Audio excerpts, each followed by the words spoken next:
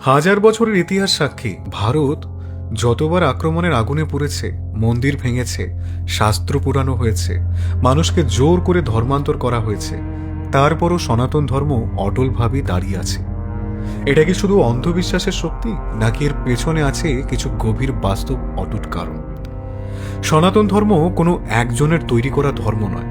অনেক ধর্ম নির্দিষ্ট ব্যক্তির মাধ্যমে এসেছে, যেমন একটি বই, একটি নিয়ম, একটি কেন্দ্রীয় নিয়মাবলী। কিন্তু সনাতন ধর্ম কোনো একদিনে তৈরি হয়নি। এটা হাজার বছরের মানুষের জীবনযাপন, অভ্যাস, সংস্কৃতি, ভাবনা, চিকিৎসা, প্রকৃতির ধারণা সব মিলিয়ে গড়ে উঠেছে। তাই এটাকে ভাঙা মানে পুরো জীবনযাপনকে ভাঙা। শুধু মন্দির ভাঙলেই ধর্ম ভেঙে পড়ে না, নিয়ম বদলালেও মূল ধারণা টিকে থাকে। সেই কারণে সনাতনে কোনো একটাই উপায় নেই। তুমি মন্দির না পেলে ঘরে, গাছতলায়, নদীর ধারে, আগুনের সামনে, এমনকি নিজের মনেও প্রার্থনা করতে পারো।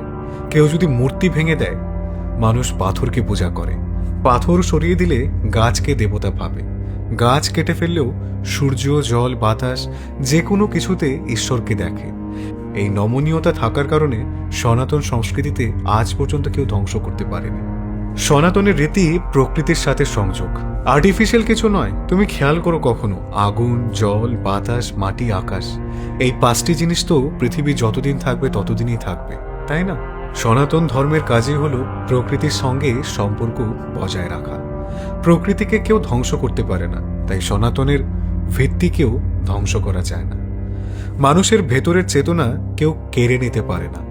মানুষের ভেতরে একটা অন্তরের অনুভূতি থাকে, যাকে আজকের ভাষায় বলা হয় সচেতনতা, কনসিয়াসনেস।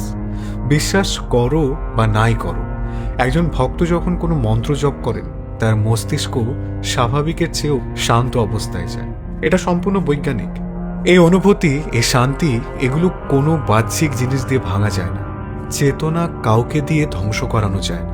তাই ভক্তি ভিত্তিক ধর্ম কখনোই ধ্বংস হয় না। সনাতন ধর্ম কোনো কেন্দ্রীয় নিয়মে চলে না। অনেক ধর্মের একটি বই, একটি নেতা, একটি কেন্দ্র। যদি সেটা ধ্বংস হয়, পুরো ধর্মটাই নড়ে যায়। কিন্তু সনাতনে ভগবান যত রূপে আছে, তত রকম পদ আছে। একদম সহজ ভাষায় বলতে গেলে, একটা শাখা কেটে দিলে আলাদা দিক থেকে নতুন কুড়ি বের হয়। ধর্মকে মারলে সংস্কৃতি বেঁচে থাকে।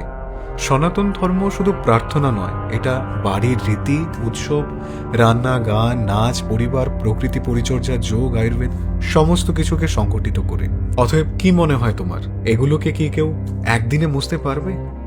এটা হলো পুরো একটা সিভিলাইজেশন। সভ্যতা ধ্বংস হয় না যতক্ষণ মানুষের মনে তা বেঁচে থাকে। সনাতন ধর্মকে ধ্বংস করা কঠিন নয়, অসম্ভব। কারণ এটা কোনো একটা বই বা ভবনের উপর দাঁড়িয়ে নেই। এটা মানুষের চেতনার সাথে জড়িত, এটা প্রকৃতির উপাদানের সাথে জড়িত, এটা সভ্যতার জীবনযাপনের অংশ। যতদিন মানুষ বেঁচে থাকবে, ততদিন সনাতন সংস্কৃতিও বেঁচে থাকবে। এ কারণে হাজার বছরেও কেউ পারেনি, আগামী হাজার বছরেও কেউ পারবে না। এটাই বাস্তব। এমন আরও চমকপ্রদ তথ্য জানতে আমাদের পেজটি ফলো করে রাখুন এবং আপনার মতামত জানাতে ভুলবেন না। ভালো লাগলে লাইক, কমেন্ট, শেয়ার এবং সাবস্ক্রাইব করে আমাদের সঙ্গেই থাকুন।